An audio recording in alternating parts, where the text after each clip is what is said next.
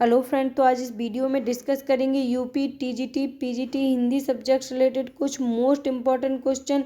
तो आप इस वीडियो को अंत तक जरूर देखें। इसके पहले अगर अभी तक आपने इस चैनल को सब्सक्राइब नहीं किया है तो चैनल को सब्सक्राइब जरूर कर लें।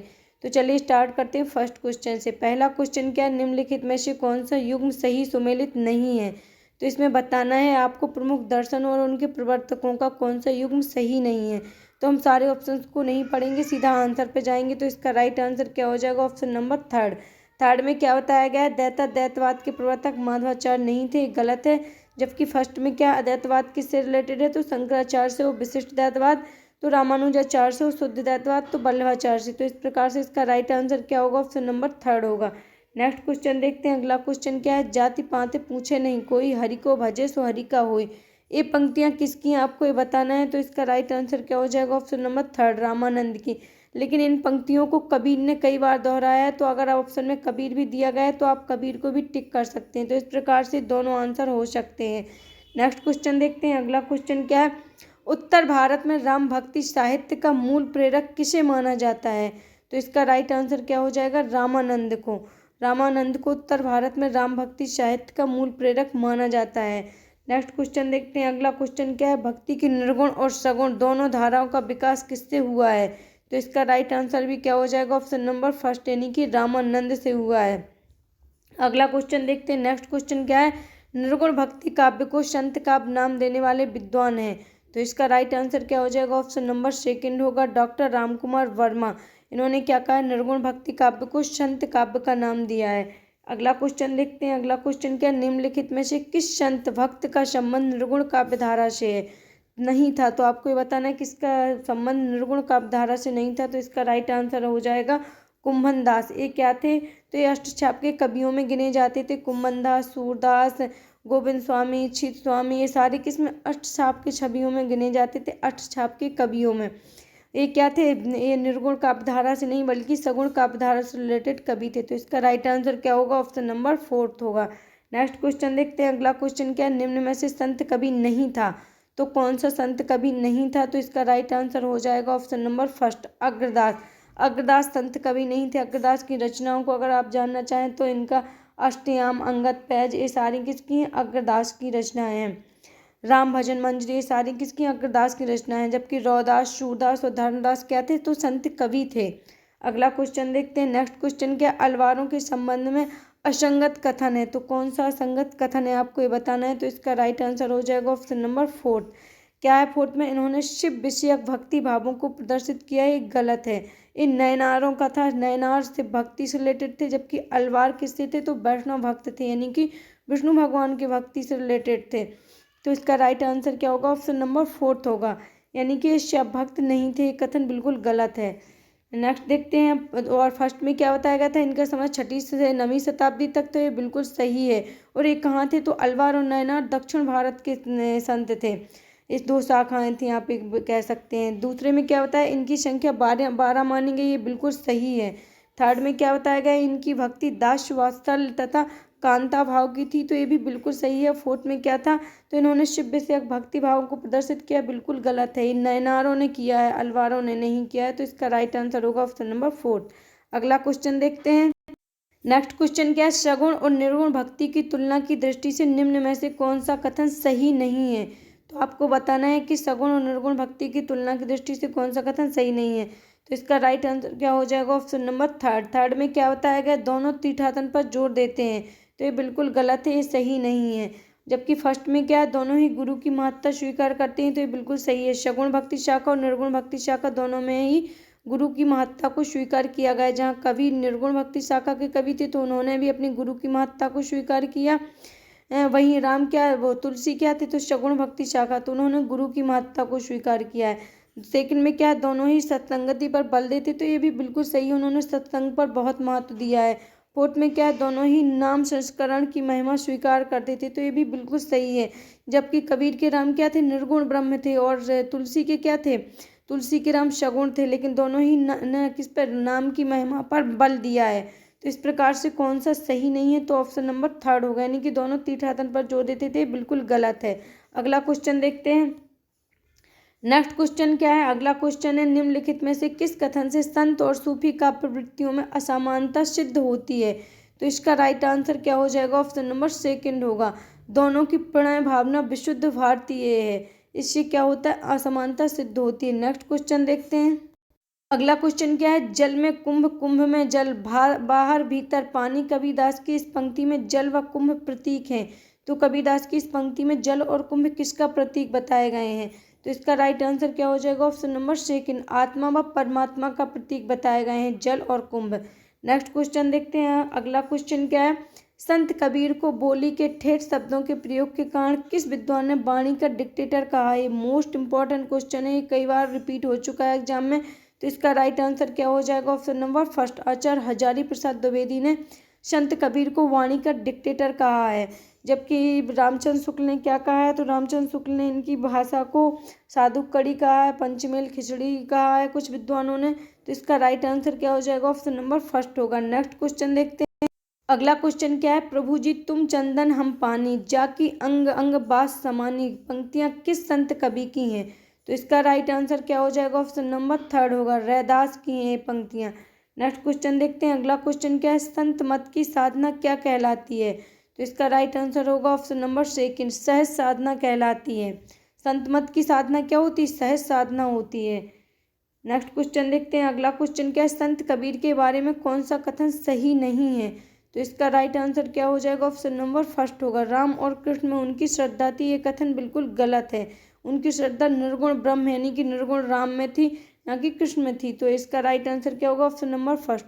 सेकंड में क्या बताया जा रहा है, वे शास्त्रीय ज्ञान की अपेक्षा अनुभव को अधिक महत्व देते थे, बिल्कुल सही है। क्योंकि कबीर ने कहा है कि मसी कागज छुओ नहीं, कलम गही नहीं आँख हाथ, यानी कि वो पढ़े लिखे नहीं थे, तो वो शास्त्रीय ज्ञान नहीं था, बल्कि वो किस पे? अनुभव पे अधिक महत्व देते थे। थर्ड में क्या है, वे अद्वैतवाद व एकेश्वरवाद से प्रभावित थे, तो बिल्कुल सही है। उन्होंने एकेश्वर यानी कि परब्रह्म राम के एक ही रूप को माना है। फोर्थ में क्या, उन्होंने माया का मानवीकरण करके उसे कंचन और कामनी का पर्याय माना है, तो ये बिल्कुल सही है। तो इसका राइट आंसर क्या हो जाएगा? कौन सा सही नहीं है? तो फर्स्ट सही नहीं है। अगला क्वेश्चन देखते हैं। नेक्स्ट क्वेश्चन क्या, ऐसा संत कवि जो पहले सगुण भक्ति में लीन था और बाद में निर्गुण भक्ति में लीन हुआ है? तो ऐसे संत कौन थे? तो आपको ये बताना है। तो इसका राइट आंसर क्या हो जाएगा? इसका राइट आंसर होगा मलुकदास। मलुकदास के अलावा भी और भी कवि थे जो पहले मतलब सगुण भक्ति धारा के थे, फिर बाद में निर्गुण में लीन हो गए। जैसे कि आप देख सकते हैं दादू दयाल, या दादू दयाल नहीं बल्कि नामवर कवि जो महाराष्ट्र के थे, तो वो भी दोनों धाराओं को यानी कि दोनों शाखाओं को मानते थे। तो इस क्वेश्चन का राइट आंसर क्या होगा कि ऐसे संत कवि जो पहले सगुण भक्ति में लीन थे और बाद में निर्गुण में लीन हो गए, तो ऐसे मलुकदास थे। मलुकदास के दोहे भी बहुत फेमस हैं कि पंछी करे न चाकरी, अजगर करे न काम, दास मलुका कह गए सबके दाता राम। नेक्स्ट क्वेश्चन देखते हैं। अगला क्वेश्चन क्या है, सूफी मत के प्रवर्तक मंसूर के कथन अनहलक की भारतीय अभिव्यक्ति हैं? तो इसका राइट आंसर क्या होगा? अहम ब्रह्मसि। इसका राइट आंसर क्या हो जाएगा? अहम ब्रह्मसि। नेक्स्ट क्वेश्चन देखते हैं।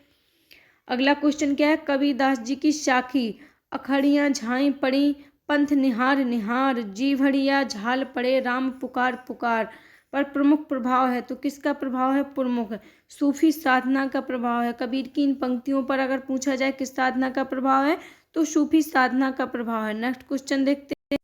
अगला क्वेश्चन क्या है, संत काव्य के संदर्भ में कौन सी युक्ति सही नहीं है? तो इसका राइट आंसर क्या हो जाएगा? संत काव्य में रस निरूपण का विशेष प्रयास मिलता है, बिल्कुल गलत है। तो इसका राइट आंसर क्या होगा? ऑप्शन नंबर थर्ड होगा। फर्स्ट में क्या बताया जा रहा है? संत काव्य में योग बोध मिलता है, तो ये बिल्कुल सही है। सेकंड में क्या है? संत काव्य की भाषा कृत्रिमता विहीन, सरल और सहज थी, तो ये भी बिल्कुल सही है। क्योंकि संत जो भी संत कवि थे, चाहे वो सूरदास हो या कबीरदास हो, उनकी भाषा कैसी थी? तो उनकी भाषा थी सहज सरल, यानी कि जो समाज में प्रचलित भाषा थी, आम जनता के बोलचाल में समझ में आने वाली भाषा का ही प्रयोग उन्होंने किया है। फोर्थ में क्या है? तो संत काव्य में आत्मानुभूति की प्रामाणिकता पर बल दिया गया है, तो ये भी बिल्कुल सही है। तो इसमें से कौन सा सही नहीं है? तो थर्ड सही नहीं है, यानी कि संत काव्य में रस निरूपण का विशेष प्रयास मिलता है, बिल्कुल गलत है। नेक्स्ट क्वेश्चन देखते हैं। नेक्स्ट क्वेश्चन क्या है, हिंदी प्रेमाख्यान काव्य परंपरा को फारसी मनीषियों ने से प्रभावित मानने के लिए आचार्य रामचंद्र शुक्ल ने इनमें से कौन से तर्क को आधार बनाया है? तो इसका राइट आंसर क्या हो जाएगा? ऑप्शन नंबर थर्ड होगा। हिंदी प्रेमाख्यानों के नायक में विरह का आधिक्य। अगला क्वेश्चन देखते हैं। नेक्स्ट क्वेश्चन क्या? निम्न में से कौन सा युग्म सही सुमेलित नहीं है? तो इसका राइट आंसर क्या हो जाएगा? ऑप्शन नंबर थर्ड, मधुमालती अशायद की रचना नहीं है, जबकि मृगावती किसकी है? कुतुबन की, चंदा एंड मुल्ला दाऊद की और चित्रावली उस्मान की है। नेक्स्ट देखते हैं अगला क्वेश्चन क्या? निम्न में से मालिक मोहम्मद जैसी की रचना नहीं है? तो इसका राइट आंसर क्या हो जाएगा? रूप मंजरी। रूप मंजरी मालिक मोहम्मद जैसी की रचना नहीं है, जबकि आखिरी कलाम, अखरावट, कहरनामा और पद्मावती किसकी हैं? मालिक मोहम्मद जैसी की हैं। जबकि आखिरी कलाम में किसका? कयामत का वर्णन मिलता है। ये क्वेश्चन पूछा गया है कि कयामत का वर्णन किसमें मिलता है? तो आखिरी कलाम में। नेक्स्ट क्वेश्चन देखते हैं। अगला क्वेश्चन क्या है? हिंदी के संत काव्य में किस धर्म की स्थापना का प्रयास है? तो इसका राइट आंसर हो जाएगा ऑप्शन नंबर थर्ड, यानी कि विश्व धर्म की, यानी वसुधैव कुटुंबकम की भावना मिलती है संत काव्य में। नेक्स्ट क्वेश्चन देखते हैं। अगला क्वेश्चन क्या है? वैष्णव भक्ति प्रतिष्ठापक आचार्यों में इनमें से नहीं है? तो इसका राइट आंसर क्या हो जाएगा? Option number second, Shri Shankaracharya. इसमें वैष्णव भक्ति प्रतिष्ठापक आचार्यों में नहीं गिने जाते, जबकि रामानुजाचार्य गिने जाते हैं, वल्लभाचार्य और निम्बकाचार्य ये सारे वैष्णव भक्ति प्रतिष्ठापक थे, यानी कि इन्होंने वैष्णव भक्ति को प्रतिष्ठापित किया है या उनको माना है। नेक्स्ट देखते हैं अगला क्वेश्चन क्या? निर्गुण भक्ति में माधुर्य भाव का समावेश होने पर क्या होता है? तो इसका राइट आंसर क्या हो जाएगा? ऑप्शन नंबर थर्ड, रहस्यवाद का अभ्युदय होता है। कब होता है? तो निर्गुण भक्ति में माधुर भाव का जब समावेश होता है तो क्या होता है? रहस्यवाद का अभ्युदय होता है।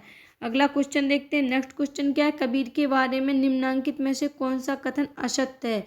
तो इसका राइट आंसर क्या हो जाएगा? Option number third. थर्ड में क्या बताया जा रहा है? कबीर के अनुसार परम तत्व किसी में व्याप्त नहीं है, बिल्कुल गलत है। कबीर ने परमात्मा को परम तत्व माना है, तो ये गलत है। कौन सा सही नहीं है? तो थर्ड होगा। फर्स्ट में क्या बताया जा रहा है? कबीर के काव्य में रहस्यवाद मिलता है, बिल्कुल सही है। सेकंड में क्या है? कबीर ने स्वयं को परोक्ष सत्ता की प्रिया के रूप में कल्पित किया है। हाँ, कबीर ने राम अपने को क्या कहा है? राम की वहुरिया कहा है, तो ये भी बिल्कुल सही है, यानी कि उन्होंने परोक्ष सत्ता की प्रिया के रूप में अपने को कल्पित किया है। फोर्थ में क्या है? कबीर के अनुसार माया महाहटनी है, ये भी बिल्कुल सही है। इसमें से कौन सा सही नहीं है? तो थर्ड सही नहीं होगा। नेक्स्ट क्वेश्चन देखते हैं। अगला क्वेश्चन क्या है? प्रेम कथाओं के संदर्भ में आचार्य रामचंद्र शुक्ल का विचार निम्न में से कौन सा नहीं है? तो इसका राइट आंसर क्या हो जाएगा? ऑप्शन नंबर थर्ड होगा। इस शैली की प्रेम कथाएं मुसलमानों और हिंदुओं के समान रूप से लिखी हैं, तो इसका राइट आंसर क्या हो जाएगा? ऑप्शन नंबर थर्ड, यानी कि कौन सा सही नहीं है? तो यही सही नहीं है।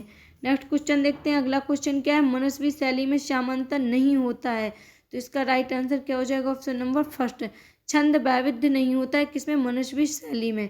अगला क्वेश्चन देखते हैं। नेक्स्ट क्वेश्चन क्या है? हिंदी का जातीय कवि कहा गया है, तो तुलसीदास को कहा गया है हिंदी का जातीय कवि। नेक्स्ट क्वेश्चन क्या है? निम्न में से कौन सा कथन राम भक्ति काव्य की विशेषता नहीं है? तो इसका राइट आंसर क्या हो जाएगा? ऑप्शन नंबर सेकंड, लोक जीवन की संपन्नता का चित्रण राम भक्ति काव्य की विशेषता नहीं है। जबकि फर्स्ट में क्या बताया जा रहा है? सामाजिक तथा पारिवारिक आदर्शों की स्थापना, तो बिल्कुल सही है। रामचरितमानस में क्या बताया गया है तुलसीदास के द्वारा? अगर आप पढ़ेंगे तो सामाजिक और पारिवारिक आदर्शों की स्थापना भी राम ने स्थापित की, यानी कि राम ने आदर्श के रूप में, आदर्श पुरुषोत्तम के रूप में माने गए हैं। थर्ड में क्या है? ब्रह्म प्राप्ति के माध्यम के रूप में दास्य भक्ति का ग्रहण, जैसे कि आप देखेंगे तो हनुमान जी की भक्ति किस प्रकार की हो जाएगी? दास्य भाव की भक्ति, तो उसका भी निरूपण आपको रामचरितमानस में मिलेगा या राम भक्ति शाखा में मिलेगा। फोर्थ में क्या है? तो सामन्वय की विराट चेष्टा, तो ये भी अगर आपने राम काव्य पढ़ा होगा, यानी कि तुलसी का रामचरितमानस पढ़ा होगा, तो उसमें समन्वय की विराट चेष्टा भी आपको दिख जाएगी। तो इसमें राइट आंसर क्या होगा? ऑप्शन नंबर सेकंड होगा। लोक जीवन की संपन्नता का चित्रण इसकी विशेषता नहीं थी, किसकी? राम काव्य की। नेक्स्ट क्वेश्चन देखते हैं। अगला क्वेश्चन क्या है? पद्मावत की प्रथम पंक्ति में जयसी ने ईश्वर के लिए कौन सा शब्द प्रयुक्त किया है? तो इसका राइट आंसर क्या हो जाएगा? ऑप्शन नंबर फोर्थ, यानी कि कर्तार शब्द का यूज किसने? जयसी ने ईश्वर के लिए प्रयुक्त किया है। अगला क्वेश्चन देखते हैं। अगला क्वेश्चन क्या है? मांग के खौबे मसीत को शोभे, यह पंक्ति तुलसीदास की किस रचना में है? तो किस रचना में है? कवितावली में है। तुलसीदास की अगर रचनाओं की बात की जाए तो कौन कौन सी है? कवितावली, गीतावली, विनय पत्रिका, जानकी मंगल, पार्वती मंगल, रामलला, नछू, रामज्ञा, प्रश्नावली, रामचरितमानस, दोहावली, ये सारी रचनाएं किसकी हैं? तो तुलसीदास की रचनाएं हैं। अगला क्वेश्चन क्या है? कामहि नार प्यार जिम लोभहि प्रिय जिम दाम तिम रघुनाथ निरंतर प्रिय लागहु मोहि राम। उपयुक्त पंक्ति ने तुलसी ने किस भाव की उत्कृष्ट व्यंजना की है? तो राग भाव की उत्कृष्ट व्यंजना प्रकट की है। तो ये कुछ मोस्ट इम्पॉर्टेंट हिंदी साहित्य से रिलेटेड क्वेश्चन थे। आई होप आपको ये वीडियो पसंद आएगा। अगर वीडियो अच्छा लगा हो तो वीडियो को लाइक ज़रूर करें, वीडियो को ज़्यादा से ज़्यादा शेयर करें और चैनल को सब्सक्राइब जरूर कर लें। Thank you.